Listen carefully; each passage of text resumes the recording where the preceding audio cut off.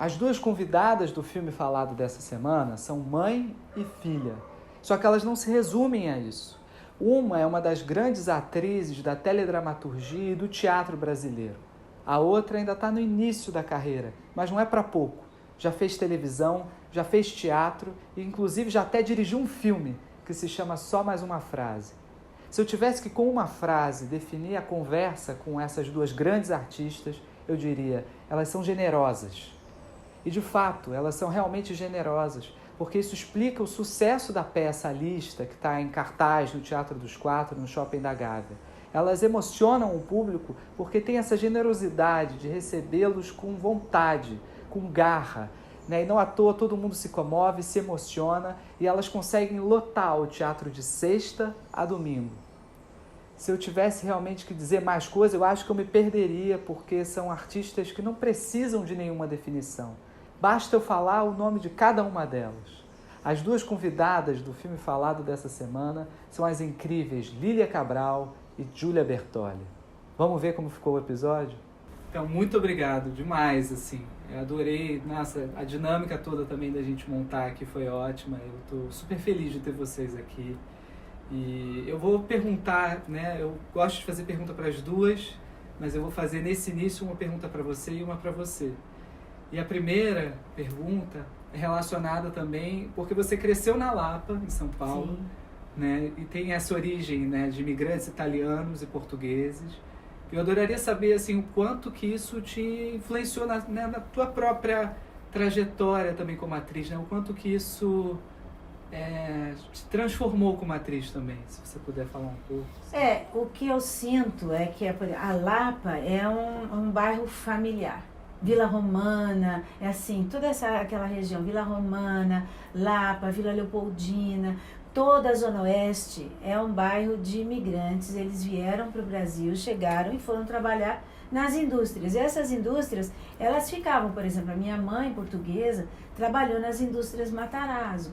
Meu pai, a mesma coisa, quer dizer, só que meu pai era soldador. E a minha mãe era costureira, ela chuleava meias, né? Então, quando eles chegaram no Brasil, eles foram procurar um ambiente onde eles se sentissem, onde eles pudessem ter a tradição deles, assim, um pouco continuada, digamos assim. Apesar de que muita coisa mudou, era outro país, Então, esse lado familiar, que apesar da minha família, e como todas as famílias, ser cada um de um jeito, ser cada um de uma forma, cada um vibrar nas notas musicais diferentes, mas esse aconchego, por exemplo, da Páscoa, Dia das Mães, Natal, isso sempre existiu. E eu acho que toda vez que você começa um personagem, ou quando você sente necessidade de fazer alguma coisa, o que te inspira mesmo é a família. Mas existiam características que são importantes na sua formação particular de vida, como na sua formação mesmo para aquilo que você escolhe. Quando eu resolvi ser atriz, era uma forma de eu me libertar da minha família, ou seja, da minha mãe, do meu pai, daquele questionamento onde a atriz não tinha futuro e na verdade, qual era o problema? Eu não via problema nenhum. A atriz, para mim, não quer dizer que seja uma coisa ou seja outra. A gente tem quem quiser escolher aquilo que quiser fazer, o problema é da pessoa. Se eu quiser ganhar minha vida da forma que eu quiser ganhar, eu não vou discutir. E é engraçado porque eu não tinha nenhum tipo de preconceito. Eu não olhava para as pessoas achando, aquele assim, aquele assado, apesar de viver numa família que era preconceituosa, né? Extremamente preconceituosa.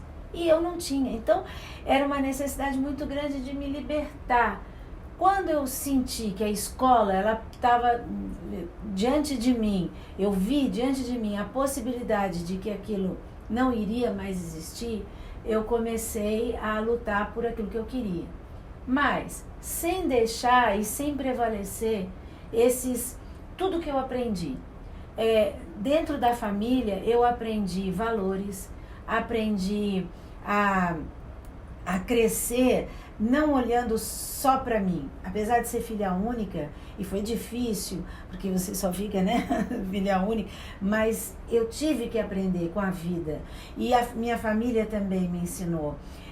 Aprendi que os meus questionamentos, eles são importantes, mas eles devem ser nutridos geralmente com aquilo que você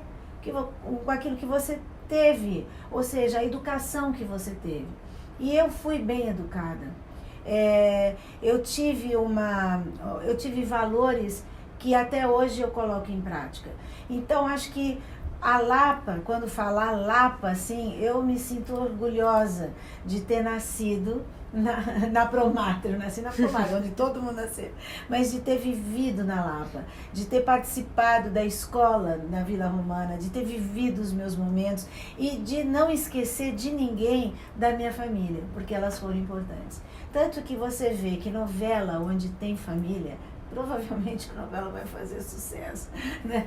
Mesmo quando você vê assim, Succession, é um problema, é família, faz o sucesso. This Is Us, é família. Então, assim, acho que é a essência, sabe? É o esqueleto. E eu acho que dentro das minhas origens, foi isso que aconteceu comigo. Não, muito legal isso também. A família faz parte, né? É parte também da nossa identidade como brasileiros, né? E aí eu também pergunto para você, assim, já em outro contexto completamente diferente, né? Rio de Janeiro, Escola Parque, Escola Nova, assim, como é que o Rio de Janeiro, a cidade chegou até você? Como é que isso te impacta também como atriz? Nossa, bom, pra mim o Rio de Janeiro ele é muito mais do que uma cidade, assim, a gente ficou 9 meses ano passado em São Paulo, e eu sempre, desde criança, assim, eu me considerava uma pessoa que poderia ir pro mundo, assim, que poderia morar fora, que poderia morar até em outra cidade, que não teria nenhum problema em relação a isso, assim, por ser um pouco mais desapegada. E aí, quando eu morei, eu fiquei entendendo, assim, dentro de mim que, na verdade, não, assim, que o Rio de Janeiro, pra mim, fazia muita falta na minha vida. Porque o Rio, ele é muito mais do que só uma natureza que te acolhe, ele é muito mais do que apenas essa alegria, essa forma de ser do carioca meio irreverente, muitas vezes, meio politicamente totalmente incorreto. Mas o Rio de Janeiro, pra mim, ele tá muito ligado a isso, assim, à família e aos meus amigos. As pessoas que me moldaram enquanto pessoa, né, as pessoas que foram extremamente importantes pra mim, em termos de pensamento, em termos de valores, em termos de me tornar uma pessoa melhor a cada dia. A minha família, pra mim, ela é um pouco diferente, assim, desse lugar da minha mãe, porque pra mim o meu núcleo familiar é muito eu, meu pai e minha mãe. Eu sou filha única por parte dela, eu tenho 3 irmãs por parte do meu pai, e a gente é próxima, mas a gente foi sendo próxima ao longo dos anos, porque a família do meu pai é muito mais velha do que eu, assim, né? Então, meu pai é bem mais velho. Ele teve a minha irmã quando ele tinha 23 anos, e hoje em dia ele tem 73, eu tenho 26, então vocês façam as contas aí. E o meu tio também é mais velho, meus primos, todo esse lado da família sempre foi muito maduro. E pra mim, enquanto criança, principalmente assim, pequenininha e mais adolescente, sempre foi um pouco difícil assim, entrar nessas conversas de adulto. E aí eu sinto que justamente por conta disso eu tive que amadurecer muito cedo em relação a pensamentos críticos, em relação à forma de me portar, em relação à forma de ser, pra poder participar, assim, pra não ser que ela vai pra mesa das crianças, até porque a mesa das crianças até só ia ter eu, né? Depois que vieram os sobrinhos eu podia participar ali, mas enfim, até então... Então o Rio de Janeiro ele tem esse lugar pra mim que é especial nesse sentido de, assim, é um olhar esperançoso e carinhoso em relação à vida. A forma de você ser, a forma de você pensar. Eu acordo aqui todos os dias pensando que o dia vai ser bom, porque você olha, você vai para uma lagoa, você vê uma praia, você vê a natureza do Jardim Botânico, isso naturalmente já te preenche, assim, de vida. E pelos contatos, assim, pela forma, acho que do carioca ser mesmo, assim, de ser essa pessoa que sempre vai te acolher, por mais que às vezes você não consiga marcar, tipo, vamos sair? Vamos, nunca sai. Então, assim, tem esse lugar também de ser um pouco difícil o contato, mas tem isso de, assim, eu sinto que é uma cidade onde as pessoas, elas te acolhem de uma forma que talvez em outros lugares não te acolham. Elas te acolhem enquanto família. Quando você significa alguma coisa para elas, o carioca é um povo que te acolhe como família. Então essa cidade, ela tem esse lugar, assim, ela preencheu esse lugar na minha vida que pra mim é muito especial. E a gente sabe que essa formação, ela é super importante também, nesse momento de formação, assim, quando a gente está começando. E aí a pergunta para vocês duas, assim, você fez EAD, né? Num momento, assim, que foi, acho que importantíssimo, porque tinha Décio Almeida Prado, Sim, tinha tantos professores, Sábato Magaldi, pessoas que definiram, assim, né? E você fez a CAL, Sim. que também tem a sua, né, historicamente falando, também muitas pessoas importantes, seja da crítica, seja também participaram ali da formação. Sim, né? Então, se vocês puderem falar um pouco dessa, né, desse momento também, de professores, né, pessoas que marcaram vocês também nesse momento de formação. Assim. Eu tive muitos professores que marcaram. Eu não fui da turma da Miriam Muniz, mas a Miriam Muniz, por exemplo, ela durante 3 meses, e nós fizemos workshop com ela. Eu tive várias palestras importantes, como Décio de Almeida Prado, como Sábato Magaldi, como Berta Zemmel. Berta Zemmel, eu fiz um workshop com ela, só eu e ela. Eu, na verdade, eu só ia entender a importância dessas pessoas. Quer dizer, na verdade, eu fui entender mesmo a importância de todas essas pessoas na minha vida quando eu saí da escola, né? Porque eles faziam questão de que você entendesse quais eram as suas obrigações profissionais, quais eram as suas obrigações sentimentais e de onde é que vinha esse desejo de contar uma história, de estar no palco, e como é que a gente tinha que defender com todas as garras, principalmente com a verdade absoluta. Então, eu tive muitos professores que me guiaram, que foram grandes diretores de teatro, como Ottavio Laspetti, Yakov Hiller. Eu tive Luiz Damasceno, que fez Mahasad, foi meu primeiro grande trabalho na escola, e dentro dessa coisa grandiosa que foi no MASP, nossa, as pessoas já começaram a me conhecer ali, por incrível que pareça. Depois, no ano seguinte, eu fiz Divinas Palavras com Yakov Hiller, que o Paulo Betti, por incrível que pareça, me conheceu ali. E eu tenho certeza, não, porque ele sempre fala, que quando me convidou para fazer o Feliz Ano Velho, ele já me conhecia da escola. Então ele sabia por que ele estava me convidando, né? Então, tudo aquilo que eu me predispus a fazer era, primeiro, eu tinha uma necessidade muito grande de agradar todos os meus professores. Todos, de expressão corporal, de voz eu não agradava nunca, mas eu inventava que eu estava fazendo exercício, que eu estava melhorando, mas eu não estava melhorando, porque eu tinha uma voz anasalada e ela dizia que eu ia ser igual a Marília Pêra, porque ela também tinha aquela voz anasalada, mas a minha necessidade de agradar era muito grande, não era de puxar o saco, era de agradar com trabalho, porque acho que era a forma que eu encontrei, que eu fazia um sacrifício muito grande de agradar na minha casa, e eu não agradava. Então, porque sempre era uma discussão, sempre era um problema. Então, a escola era um lugar que eu fui exatamente para ver se eu tinha esse apoio, esse lado positivo, né? Assim, de que eu estava certa, de que eu tinha que enfrentar. Então, todas essas pessoas que passaram pela minha vida, eu jamais esqueci. Quando, por exemplo, também, quando eu estava no primeiro dia de aula, na nossa aula de história do teatro, o professor de teatro, a primeira coisa que ele fala foi que nós éramos 20, né? Era uma seleção, começava com 800, depois passava para 400, depois 40, depois 20. Nossa. Era assim. Aí, desses 20, se no máximo 5 se tornassem assim atores famosos, conhecidos, seria muito. Aí foi uma revolução, ninguém mais queria fazer aula com ele, né? De fato ele tinha razão, mas é porque a estrada é dura. E aí quando eu comecei a prestar atenção o caminho que a gente tinha que perseguir, que as frustrações eram bem maiores do que as alegrias, e que esse começo era frustrante mesmo, e que isso tudo era uma evolução, você só vai dar razão depois que você sai, né? Não naquela hora a gente fez greve. A gente não queria mais participar de aula com ele, sabe? De jeito nenhum. Imagina como é que estimula, assim. Ele tinha razão, porque é difícil mesmo, né?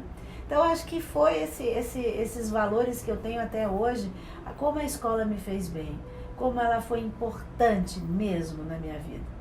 Sim, não, é impressionante saber disso, assim, né? Pegando todo o contexto, assim, né? Que é a cidade, são as pessoas, né? Tem todo o entorno, assim, né? E com você deve ter sido a mesma coisa também, não só os professores ali, mas as pessoas que estão ali no entorno, assim, né? Com certeza. Bom, eu digo que a minha maior professora de todas é a minha mãe, mas ela já é suspeita para falar, então eu vou falar dos outros. Eu acho que ao longo dos anos, assim, eu sempre gostei muito de estudar. E todos os lugares que eu tive pessoas que foram muito importantes para mim, porque elas me olharam com olhos de que era alguém que valia a pena prestar atenção. No sentido de, eu sempre tive muitas ideias, eu sempre quis fazer muitas coisas. Eu, na própria Cal, assim, eu propus, não tinha um festival de textos autorais, que era o que a gente tinha no Festu, que era um festival universitário que tem aqui no Rio, que é aberto, assim, textos autorais, que você vai, pega um grupo, se inscreve, se apresenta. Era uma proposta super interessante, principalmente porque estimulava a escrita, os encontros, você ter um pensamento revolucionário em relação ao teatro e tudo mais. Isso era uma coisa que na Cal não tinha. E uma vez eu fui pro Hermes, né, que era o dono da Cal, falei, Hermes, eu queria fazer esse festival. Eu posso? Assim, você me apoia para eu fazer? E ele, assim, não era tão difícil você implementar as coisas lá, e ele me olhou e falou assim, tudo bem, vamos fazer.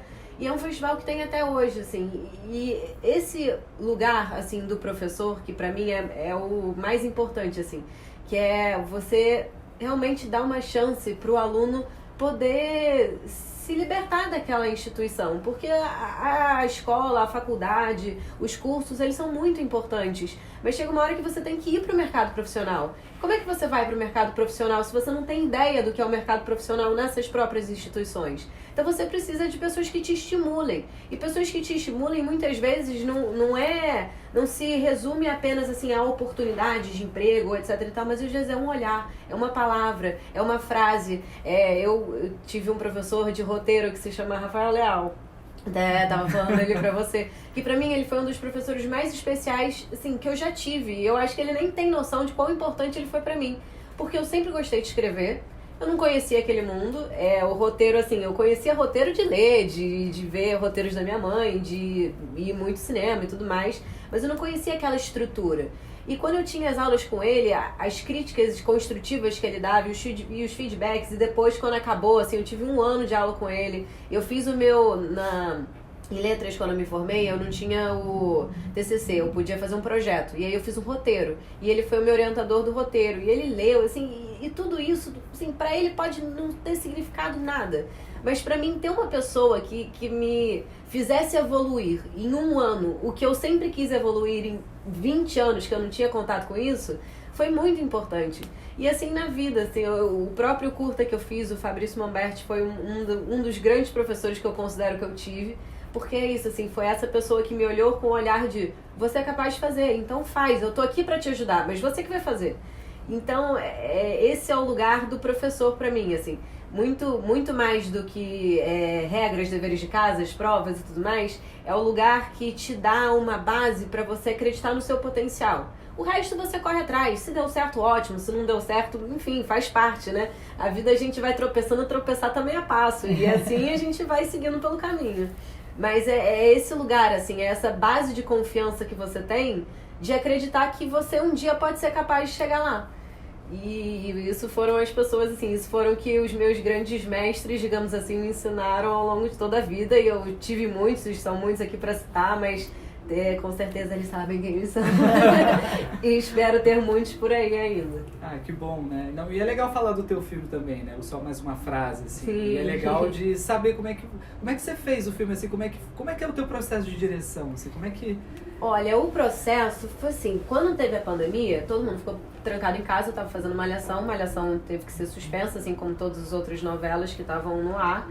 E a gente ficou, né, enfim, sem poder sair, sem poder fazer nada. E é o que eu pensei, bom, já que eu não posso exercer a minha profissão de atriz do lado de fora, pelo menos eu posso exercer uma profissão que eu tenho deixado um pouco de lado, que é a minha profissão de roteirista. Então eu vi que tinha os festivais de roteiro, eu vi que tinha festivais, o próprio Rota Festival, que foi um que eu até me inscrevi, e eu peguei alguns textos que eu tinha por conta da Cal, outros eu escrevi a partir do zero, e aí eu botei nesse festival.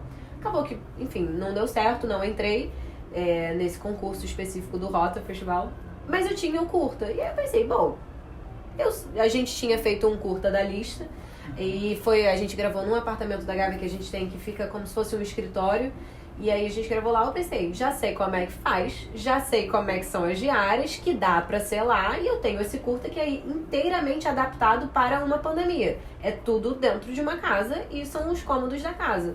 E aí eu dei pra Elisa Tonomelli, que é uma produtora que fez alguns filmes com a minha mãe, que é muito amiga nossa. Falei, Elisa, eu tenho esse curto, eu gostaria de produzir. Você topa produzir comigo? Ela, topo. E aí, a princípio, eu nem iria dirigir. Eu tava até pensando em pessoas para dirigir. E aí foi aí que o Fabrício veio na minha vida, que eu mostrei o curta pra ele. Ele falou, olha, eu adorei o curta, mas você não quer dirigir? Falei, Fabrício, eu nunca dirigi na minha vida, eu não tenho noção do que é, assim, eu tenho a noção de ter acompanhado uma vida inteira por trás das câmeras, mas noção de lente, o que eu não sei, assim. Ele, Júlia, eu acho que você consegue, então assim, vamos confiar no seu potencial, se junta com pessoas que você confia, faz uma boa equipe, qualquer coisa eu tô aqui pra te ajudar, a gente vai trocando, vai conversando. E aí foi assim que surgiu essa possibilidade de eu dirigir, assim, falei, bom, então vamos lá. E assim, sinceramente, eu sabia como. Na minha cabeça, quando eu escrevo, eu imagino a cena. Então acaba que fica um processo um pouco mais fácil, né, do que se eu não tivesse, acho que talvez essa percepção. E aí realmente fui estudando, fui montando aqueles quadros, chega muito bonitinho, estudada, sempre errado, né, no negócio, não deu certo. Mas eu tive uma equipe muito boa, eu realmente me cerquei de pessoas com quem eu confiava, com quem eu podia trocar. E com quem eu tinha... Porque pra mim, assim, eu nunca quero ser a melhor na situação. Eu quero sempre aprender com os melhores. Então, pra mim, uma equipe é formada por pessoas que são, no mínimo, muito melhores que eu. Assim, daqui no pé de igualdade, né? Então, pra mim, a minha equipe era sensacional. E sensacional não apenas no sentido profissional da palavra, mas no sentido de comprar uma ideia, serem pessoas legais, bacanas. O PG Miziara foi meu fotógrafo, a Elisa produziu, o Guilherme Piva atuou, Fernandinha de Freitas também atuaram. Eu tinha a Julia Mussel na assistente de direção, entre a Hannah, entre na produção, a Tisa. A Tisa, que é uma grande diretora de arte. Exatamente, Tisa de fez Oliveira. Olga, fez todas as novelas assim, mais maravilhosas do Maneco, tudo. E ela tava lá, ela falava assim, eu vou só dar um start. Só vou dar um start e vou embora. Só vou dar um start. Quando vi, ela ficava. Foram 3 diários, eu tava lá adorando, ela ficou assim. o tempo inteiro, porque era muito legal. Até eu fiquei. Exatamente. Foi realmente assim, um curta que foi muito especial. Eu acho que o resultado dele é muito o que foi o set dele. E teve milhões de confusões no set. Primeiro dia a gente atrasou 2 horas de diária, porque tudo ia acontecer, né? Óbvio que Lady Murphy não tinha luz, o cara não conseguia estacionar e não podia estacionar no prédio, tinha que tirar o carro, a casa deu curto-circuito. Foi assim, eu falei, gente, não deu, né? Quem sabe ano que vem. Mas enfim, deu muito certo, a gente entrou em vários festivais, a gente ganhou vários prêmios, eu ganhei 3 prêmios de roteiro só com esse curta. O Rota também. E agora pra finalizar o Rota, exatamente. Eu só como da volta. Eu não entrei no concurso de roteiro escrito, mas em compensação eu entrei no concurso de curta, de roteiro, e eu ganhei o prêmio de melhor júri popular pelo roteiro do curta. Nesse mesmo festival que tudo começou. Não, isso é assim, o que é legal dessas coisas, eu vivo falando, né? Quando a câmera liga, tudo acontece. Nada acontece nunca. Quando você liga uma câmera, acontece tudo de louco, se possível, né? E aí também, assim, perguntando também da tua experiência com o cinema, que também é extensa, mas eu queria falar de um filme em particular, porque o Daniel Filho, eu acho um profissional extremamente incrível, né? Que fez muita coisa, e você fez a partilha. Sim. E aí eu adoraria saber também, assim, como é que foi, como é que tá no set com o Daniel, né? Como é que é esse trabalho dele de direção também de atores, de atrizes? Nós começamos com a partilha, a gente começou a ensaiar naquele sol, sabe, no Jardim Botânico. Uhum. Nós ficamos lá, eu acho que a gente ficou lá mais de mês. Tudo era desenhado no chão. Tudo, absolutamente tudo. Aonde era o sofá, onde a gente ia sentar. Os eixos, principalmente, todos os eixos eram desenhados no chão e conversados o que é que a gente ia fazer. Por quê? Não se tinha muito tempo e ele ia fazer por eixo. Então, muitas vezes você ia pegar as cenas lá do final, porque aquele eixo era o mesmo da cena principal, digamos, né? E você tinha que estar com tudo na cabeça. Esse mês que a gente ensaiou, deu uma confiança muito grande. Por quê? Eu que tinha feito pouco cinema, mas eu sabia, eu tinha tranquilidade o meu maior medo era o exagero, né? Por conta do teatro, por causa da TV e tal. Mas eu tinha maior tranquilidade de saber me localizar, de saber onde eu tinha que ficar. E quando eu andava daqui para lá, nada destoava, nem do corpo, nem da fala, sabe? Esse exercício foi incrível. Nós ficamos lá esse tempo todo. Então, quando a gente saiu e fomos para a locação era igual. A gente era estúdio, a casa era estúdio, né? Que era o que 70% do filme é locação não, é estúdio. Então, tudo ali parecia que a gente tinha uma intimidade muito grande. A gente também estava muito íntimo, eu, Glorinha, a Andréia e a Paloma, e aí era só ligar a câmera. Lógico que eu é que mais sofria, porque o Daniel pegava no meu pé, ele tinha um pouco de receio que eu fosse destoar na tragédia, na comédia, não sei o quê, mas acho que eu fui dando conta do recado. E ele me disse, depois do filme acabado e tudo, eu acho que ele ficou com orgulho do filme e com orgulho do meu trabalho também. E eu, quando assisto a partilha, eu tenho o maior orgulho de ter feito.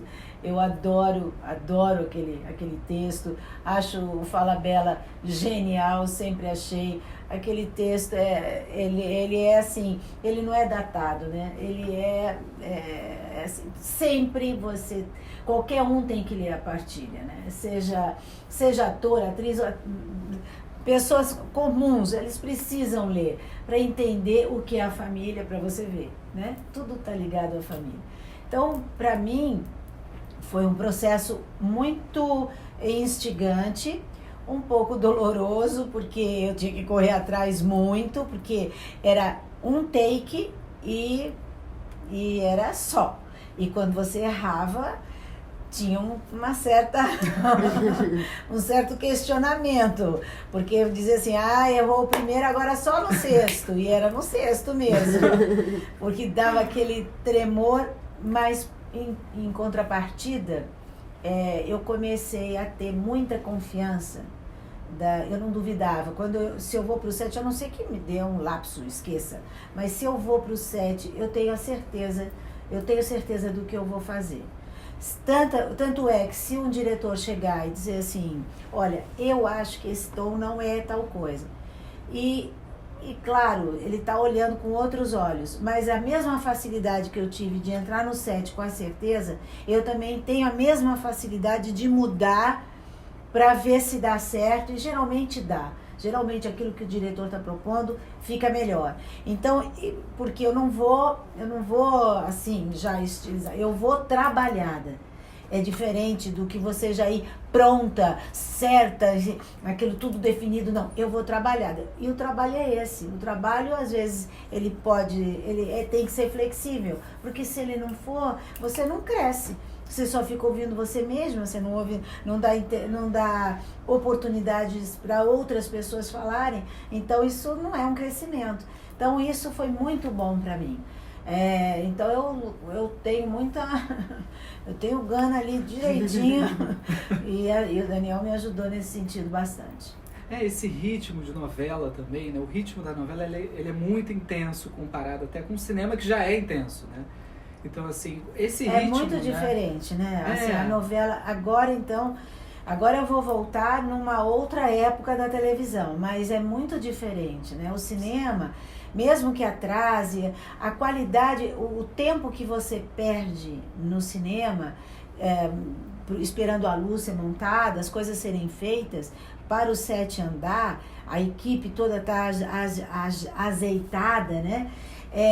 Mas é um tempo de concentração, eu aprendi isso, é um tempo que você pode ficar ali esperando horas, mas você se concentra para isso.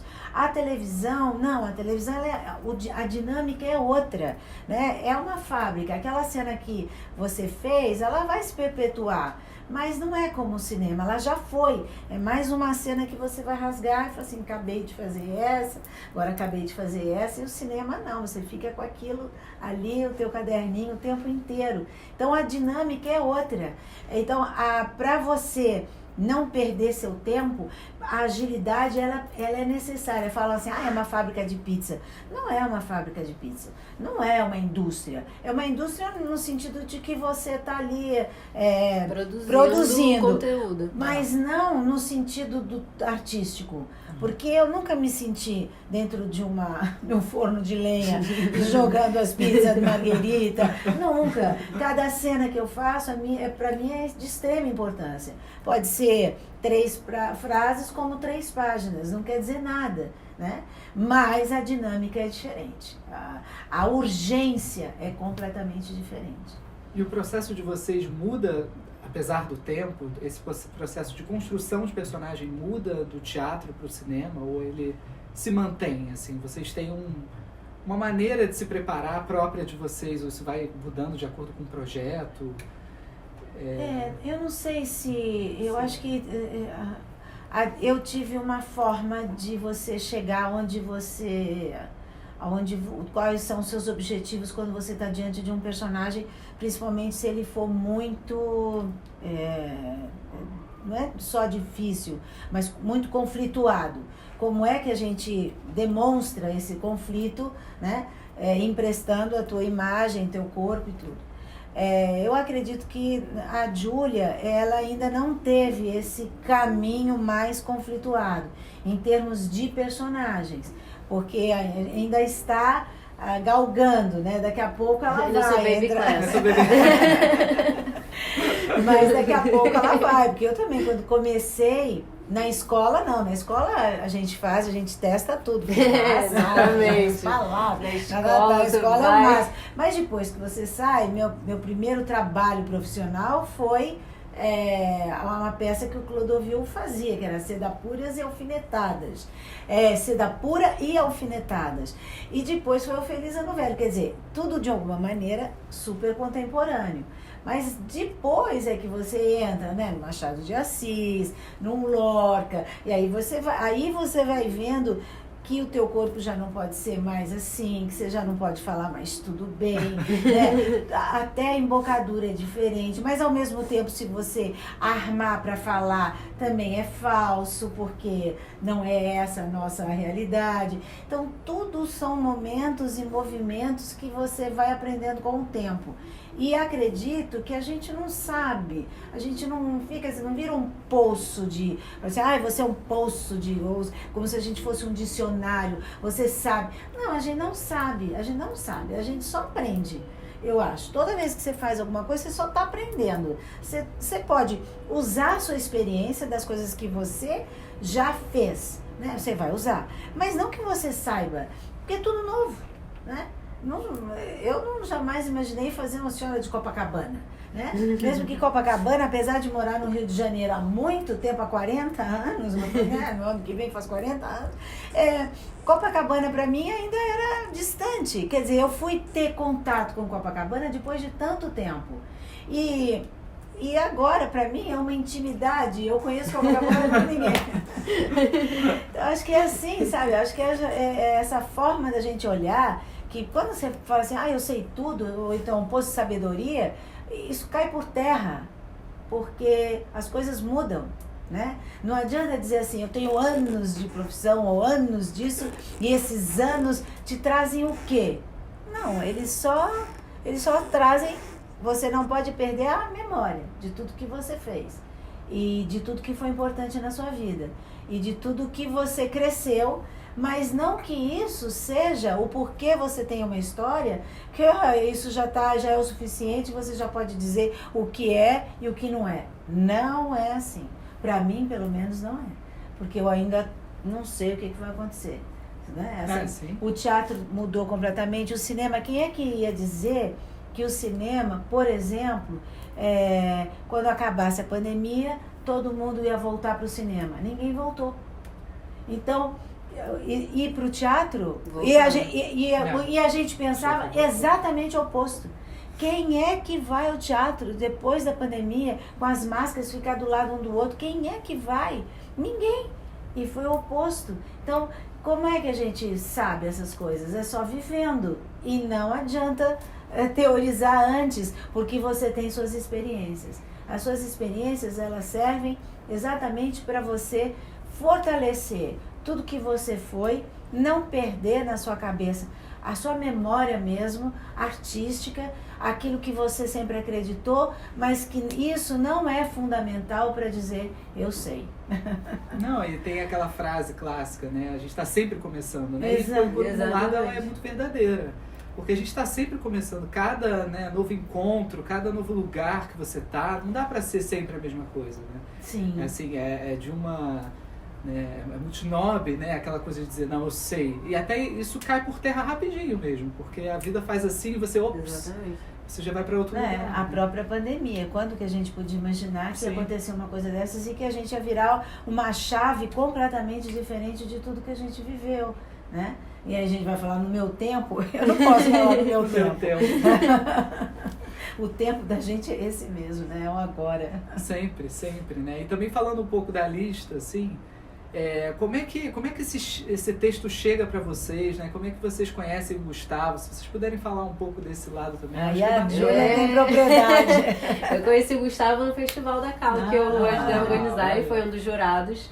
E aí, nesse processo, a gente se conheceu, ele me convidou para ver a tropa e eu fui com um dos meus melhores amigos na época da Cal. E aí eu conheci ele, eu adorei o texto da tropa, eu me diverti, eu me emocionei, eu achei surpreendente. E desde então, a gente sempre ficou nessa relação de amizade, de assim, um prestigiando o trabalho do outro. Então, ele tinha estreado a tropa, eu fui ver, eu estreiei Se Mudássemos de Assunto, ele foi assistir, ele fez Relâmpago Cifrado, eu fui ver, e assim a gente trocava cordialidades. E eu sempre quis fazer um texto dele, porque eu adorava a forma como ele escrevia, eu achava contemporâneo, eu achava emocionante, eu achava que tocava as pessoas. Pra mim, assim, um texto de teatro, eu acho que o mais importante é você chegar na plateia. Independente de como ele seja escrito, mas assim, a mensagem é o mais importante. E tem muitos textos que assim, são muito pretensiosos nesse lugar de é um texto pra você não entender. Eu não acho que teatro tem que ser assim. Óbvio que também existe um lugar do teatro que é assim. É bom que a gente tenha milhões de coisas, milhões de formas de você exercer uma profissão. Mas pra mim, o que eu gosto de fazer, o que eu tenho assim como objetivo de carreira, são textos que cheguem no público. Que eles possam olhar e ver, olha como é minha mãe assim, minha avó é assim, minha tia é assim. Isso é o legal pra mim. E aí um dia eu marquei um café com o Gustavo, tava na virada do ano de Malhação, assim, de 2019 para 2020, marquei um café com ele pra falar, olha, eu queria muito que você escrevesse um texto pra eu fazer com a minha mãe. Eu gosto de falar sobre família, eu gosto de falar sobre essas relações. Mas eu não sabia. Não, isso daí foi aqui, por trás dos panos, entendeu? Porque vai que ela não aceitava. Eu queria fazer com a minha mãe, o dia que ela falou isso numa entrevista, eu falei, exatamente. Não tava sabendo nunca mencionei minha fonte, porque você não, vai que não queria trabalhar comigo. A gente também tem que ser sincera, né, ué? Depois o contexto já pronto, exatamente. Fica mais difícil, né? Você vai pescando ali que... E aí foi assim, mas enfim, foi realmente uma conversa, a gente ficou com essa ideia de trabalhar, a vida seguiu, o ano virou, a pandemia veio, liguei pra ele e falei assim, olha, sabe aquele texto? Então, agora é o momento. Ele falou, então, tô trabalhando nele ainda, tudo mais, mas vamos pensar sobre. Passou um tempo, a Ana Beatriz Nogueira ligou pra ele, que era muito amiga, porque ela tinha feito Relâmpago Cifrado com ela e a Aline Moraes, era um texto dele. e falou desse projeto que ela tinha, que era o Teatro Já, que era um projeto para ajudar os técnicos de teatro que ficaram desempregados por conta da pandemia. Seria basicamente um projeto de monólogos, porque ninguém podia entrar em contato com ninguém. E ela ligou pro Gustavo perguntando se ele tinha algum texto ou se interessaria em participar do projeto. O Gustavo falou, não tenho um texto, mas tenho uma ideia. E ele pensou em mim e na minha mãe, porque a gente morava junto. Então, assim, monólogo não daria pra ser, mas poderíamos fazer a peça juntas porque a gente morava na mesma casa. Então não teria essa questão de encontrar, porque a gente já tá encontrado o tempo todo mesmo. E aí ele me ligou com o briefing de, eu tenho uma ideia de uma vizinha mais nova que faz as compras pra uma vizinha mais velha que só reclama de tudo. Você acha legal? Você topa fazer? É teatro online, são 3 câmeras, não tem plateia, é no Teatro Petra Gold, tem aquele pacote cilada e aumentando. E aí eu falei, Gustavo, olha, eu topo. Minha mãe tá no banho, eu lembro disso até hoje. Minha mãe tá no banho, eu vou desligar o telefone, eu te ligo em 5 minutos e vamos ver se a gente vai fazer ou não. Falei o mesmo pitching. Uma vizinha, blá, blá, blá, blá. Vamos fazer? Vamos fazer. Liguei em 5 minutos e falei assim, vamos fazer. Em uma semana ele já tinha me dado o texto, e na outra semana a gente já tinha segundo tratamento, terceiro tratamento, texto pronto. Beleza, texto pronto, quem vai ser o diretor? Minha mãe tinha pensado no Guilherme Piva, ligamos pra ele, vendemos o pitching da ideia, agora temos texto, olha aqui, ele leu, adorou. E aí assim começou todo esse processo de ensaios online, ensaios por Zoom. A gente ficou 2 meses, todo dia, de segunda a sexta, ensaiando assim, horas mesmo. E o mais legal de todo esse processo foi que, assim, óbvio que ensaiar pelo Zoom era um caos, era uma confusão, não dava certo. Mas o que era o legal é porque, assim, durante 5 horas, durante 5 dias por semana, a gente pensava em qualquer coisa que não a pandemia. A gente era produtivo, a gente contou histórias, a gente criou uma amizade que possivelmente a gente jamais teria se fosse em outros processos, em outros projetos, em outro tempo. A gente, enquanto grupo e enquanto projeto mesmo, nós crescemos muito uns com os outros. Tanto é que hoje em dia nós somos super amigos. E são relações assim que ficarão para muito tempo. Porque a arte, ela teve esse lugar na nossa vida, assim. Eu falo que, pra mim, a lista foi um divisor de águas muito grande.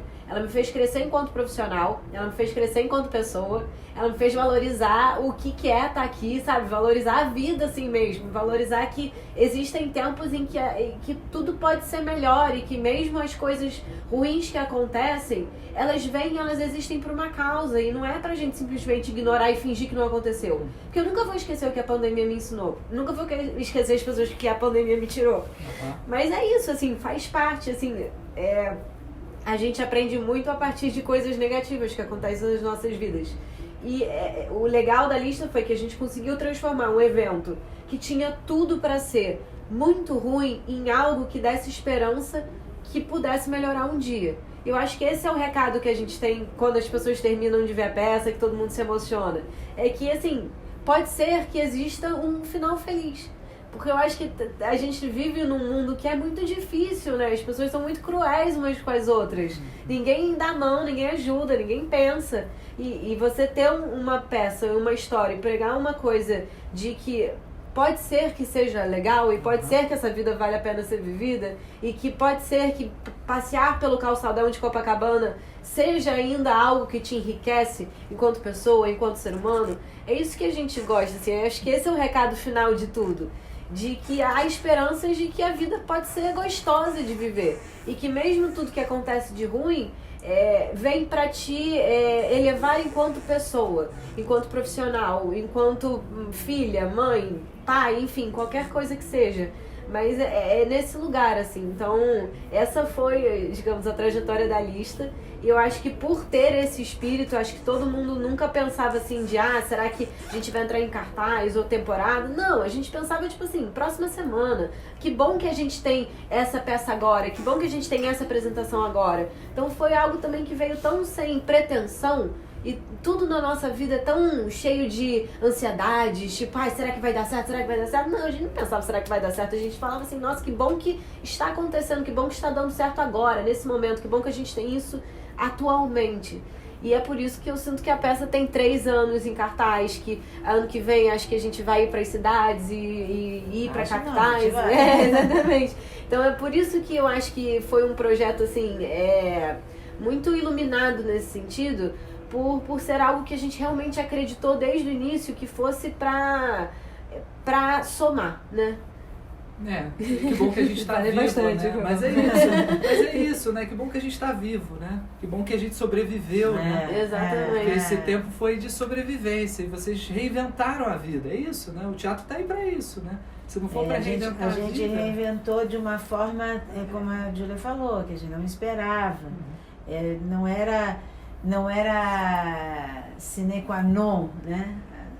Você tem por obrigação chegar até ali. Não, era dia após dia. E muitas pessoas, assim, mesmo da classe artística, o lado online, né, que é tão distante, nossa, é porque se um dia, se vocês imaginassem, se vocês chegassem a imaginar estar lá com 3 câmeras, ninguém, a gente fazendo para um telão, que depois apareciam as carinhas, isso é muito distante de uma realidade de teatro. Você assistiu nossa peça, você vê como é que é. Sim. Então, imagina não ter a resposta, né? Aquele vácuo completamente... a gente se aprofundava todos os dias num vácuo. Mas eu não sei, alguma coisa dizia dentro de mim que eu estava fazendo uma coisa extremamente importante. Porque a gente começa a entender de onde é que a gente vem e para onde é que a gente vai. E as pessoas, elas de fato, no nosso trabalho, elas são muito importantes, né? Não é a gente que é importante. Então, quando descia o telão e aquelas carinhas apareciam, que era cada um do lugar do Brasil, então a gente tinha feito um bem, 45 minutos, que elas também estavam dentro da pandemia. Então, como é importante? Acho que assim, o que significa sucesso na nossa vida? Não é você ganhar uma quantidade infinita de prêmios. É você saber contar uma história e saber que tudo aquilo que você fez, ele foi engolido, vivido, somado e vai ficar para o resto da vida. Então, por exemplo, quando a gente acaba o espetáculo agora e sempre tem alguém que coloca uma opinião, geralmente as pessoas falam assim, eu jamais vou esquecer essa peça. Quando falo, eu jamais vou esquecer, é tão, assim, eu me sinto abastecida por muito tempo, porque uma pessoa que jamais vai esquecer da gente, da história que ela ouviu, o que você quer mais na sua vida, né? Você quer mais o quê? Um troféu? Não, esse é o grande prêmio. Essa é que é nosso valor. Então, acho que a pandemia me mostrou muito esse lado tão necessário da gente entender como a humildade e a generosidade a gente não aprende, né? A vida mostra, e se você seguir pelo caminho, você recebe muita coisa em troca, sem ficar pensando que você deveria receber. Entendeu? Sim, né? Então, acho que é por aí. E o que a gente vem colhendo agora é exatamente todo um trabalho que a gente não desistiu, né? Porque a gente acreditou. Fomos para São Paulo também, assim, sem saber o que ia acontecer. Porque São Paulo podia rejeitar, mas não. Então, agora todos os dias a gente colhe um pouquinho, e colhe um pouquinho. E agora a gente vai dar uma paradinha, mas a gente volta ano que vem, porque ainda temos história para contar. Não, isso é uma delícia nesse processo de viagem também, né? Sim. Esse processo de estar visitando outros teatros, conhecendo outro público, né? O público define, né? Eu ia perguntar justamente sobre isso, assim. Porque sem a reação da plateia, né? Ainda mais, tem muito da comédia ali também. Nossa, né? E a comédia é a plateia, quando né? os primeiros 45 minutos, quando a gente fez com plateia mesmo, a gente não entendeu nada. A gente errou todos os tempos. Pra mim era um drama. Eu tava assim, não Beckett, é que eu tava assim, Ibsen, eu tava num drama Porque assim, começou a ter umas reações e o tempo a gente errava completamente, porque alavancava, né? A gente não esperava a risada, não esperava que teria, não esperava. E de repente, bom, as pessoas se divertem muito, mas eu não gosto muito quando você, vai lá que a peça é muito divertida. Não. Eu odeio, mas eu odeio, porque eu particularmente, eu acho que a vida é assim. Você tá aqui, você ouviu dar um esporro, eu entro, eu sento, eu tô diferente, eu falo bobagem, eu não sei o quê. Não é assim, é um turbilhão. E a nossa peça também. Você não fica naquele movimento da gargalhada, porque é muito... Não, você se emociona, aí você se constrange, aí você fica com raiva, aí você fala assim, eu conheci, minha tia tem que ver assistir essa peça, e a minha mãe, e por aí vai. O teu pensamento é assim, e eu acho que é isso que a gente tem que proporcionar, porque cada vez que fala assim, eu não gosto nem que coloque assim, venha se divertir, mas a gente tem, porque parece que se a gente não põe a palavra divertir, o público não vem. Não, o público, ele vai saber que a peça é boa. É história. É história. Não interessa se ele vai se divertir ou não. Sim. É muito importante. E o público, a gente sabe, o público ele é muito inteligente. Ele sabe quando é bom. Então, se ele lota pode ser divertido ou pode ser trágico, mas ele vai, ele procura. Então, eu acho que eu não tenho esse compromisso, sabe? Sim. Não, e Nunca importante, tive. É importante. E a gente já está chegando ao final aqui, porque vocês já vão entrar em cena daqui a pouco. Mas, assim, eu quero muito ainda perguntar também essa experiência, porque o Feliz Ano Velho foi uma peça, assim, muito importante para você, mas também, né, Paulo Betti, Denise Del Vecchio, nossa, um elenco espetacular, né? E aí eu queria muito te perguntar dessa experiência, assim, né? Vocês ficaram em cartaz no Teatro Ipanema, e vocês também fizeram, né, muito tempo em cartaz, né? Foi. Todo mundo resolveu sua vida, digamos. Éramos jovens e cada um fez seu pezinho de meia. Eu fiz meu pezinho de meia para ficar no Rio. Tudo que eu ganhava eu guardava. Aí depois era o Sarney, lembra que... Vocês não iam lembrar, não vão lembrar. Lembra. Mas a inflação era 80%. Então tinha um money marketing, eu vivia desse dinheiro assim, porque eu queria ficar no Rio de Janeiro. Mas o mais importante do Feliz Ano Velho também foi me descobrir como enfrentar um sucesso. O sucesso, ele aproxima as pessoas, ele distancia as pessoas. O sucesso faz com que você ganhe dinheiro, mas às vezes o dinheiro não é tudo. Faz você também se ver diante de plateias muito diferentes e a tua forma de se posicionar também tem que ser diferente, porque você vai conviver. A pessoa que mora no interior de São Paulo, ela não tem outro tipo de olhar para você. Então a gente tem assim, eu aprendi a respeitar o Brasil, a entender o Brasil. Foi um start muito grande para mim.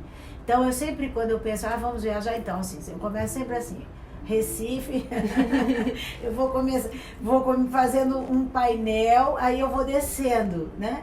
Porque eu sei, não sei se eu sei, mas eu gosto de entender aquelas regiões que eu preciso, né? Que eu como artista, eu sou uma artista brasileira. Então, apesar de morar no Rio e ter nascido em São Paulo, eu faço questão de estar junto com o Brasil. E o Feliz Ano Velho me deu essa oportunidade, porque eu já fazia uma novela, mas eu já comecei a ser conhecida no Brasil. Então, eu respeito muito isso. E a resposta que eu tenho é que, a partir do Feliz Ano Velho, minha vida realmente começou todo mundo era referência. Ela fez Feliz Ano Velho desde tempo. Até hoje ela fez Feliz Ano Velho. É importante mesmo, foi muito importante para mim. né, é uma reviravolta, né? Aquele momento também de entrar na televisão, né? De você ter trabalhos, né? Você fazia na Band, depois e eu nunca deixei de dizer a minha vontade de fazer TV. Nunca. Desde a escola, que todo mundo entrava, levantava aquela bandeira do teatro, e eu nunca deixei de fazer teatro. Quer dizer, e nunca deixei de fazer cinema, mas nunca, né? Sempre quando as pessoas diziam, porque a televisão geralmente era vista, né, de uma forma assim, né? Quem era de teatro não era que era snob, mas parecia que o comportamento era diferente, né, de uma pessoa de televisão. Na televisão era como se fosse uma coisa menor, o teatro, e eu não. Eu sempre olhei a televisão como muito importante na minha vida.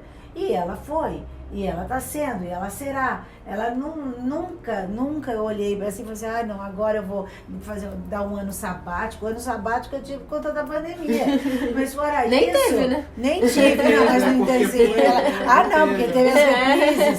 Quer dizer, fora isso eu tive que trabalhar divulgando ainda o passado. Mas de qualquer maneira... Para mim é muito importante, sabe? Sempre foi, nunca parecia que falar de televisão era contra. Eu queria, eu sempre gostei, nunca deixei de dizer. E foi sempre muito importante eu ter falado, porque agora todo mundo sabe que eu falei mesmo. É fundamental. É fundamental, meu Deus do céu, para mim foi fundamental. Mas essa coisa do Brasil, né? Por exemplo, quando a gente sai, acaba a peça, a gente sai e fala assim, eu vim lá de Tocantins, outro dia sou de Vitória do Espírito Santo, eu vim do Recife, eu tinha que ver, aí depois, fala assim, eu sou do Pará, tem gente que veio do Amapá, Nossa, eu sou do Amapá, Jura, eu vim assistir, eu sou do Acre, tá? As pessoas, elas esperam e falam, quer dizer, se eu não fizesse televisão, né? Esse caminho seria outro. Totalmente. Teria reconhecimento, claro, mas seria outro. Então, é por isso que eu faço questão mesmo de abraçar o Brasil. Ele é muito importante. O Brasil inteiro é muito importante na minha vida, em todos os sentidos. Todos. E eu sou muito grata, porque é muito gostoso saber que, sei lá, você acabou de fazer uma cena, a cena acabou de passar no teu horário, no horário nobre, e alguém que você jamais, no interior, sei lá, da Paraíba, está te assistindo e admirando a cena que ela acabou de ver. Então isso é de uma importância muito...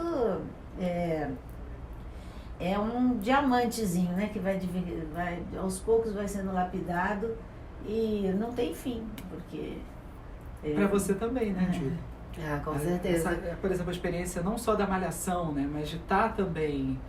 A televisão molda, né, e fez a gente ver o Brasil, né? Sim. As telenovelas, as novelas fizeram a nossa identidade, né? Dias Gomes, tantos autores incríveis, né? Agnaldo Silva.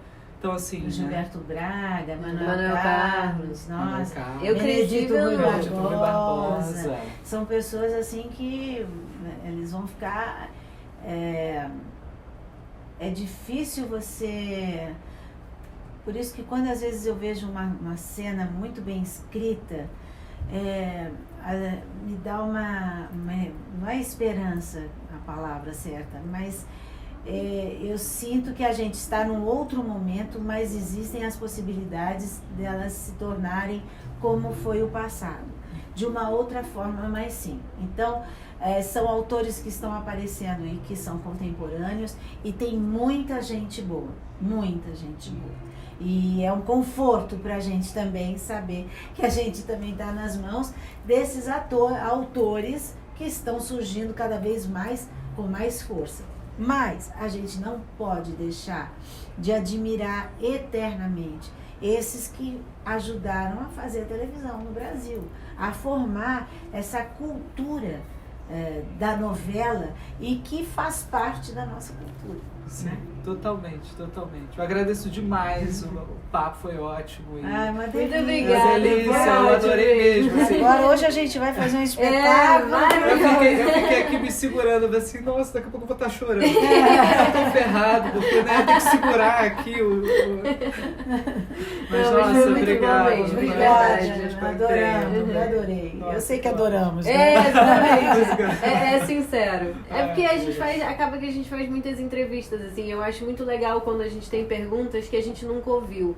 Porque até mesmo assim, é muito legal a gente falar da trajetória da peça, de como a gente trabalhar junto e tudo mais, mas ao mesmo tempo também é legal a gente ter um outro olhar, assim, para coisas das nossas vidas mesmo, assim, para compartilhar outros lados que muitas vezes a gente não consegue mostrar, porque por mais que, por exemplo, as redes sociais aproximem as pessoas, elas são sempre num outro lugar. E quando a gente tem a oportunidade de vir aqui dar uma entrevista e falar sobre coisas da nossa vida que a gente nunca falou, ou às vezes nunca parou para pensar, é muito gratificante, assim.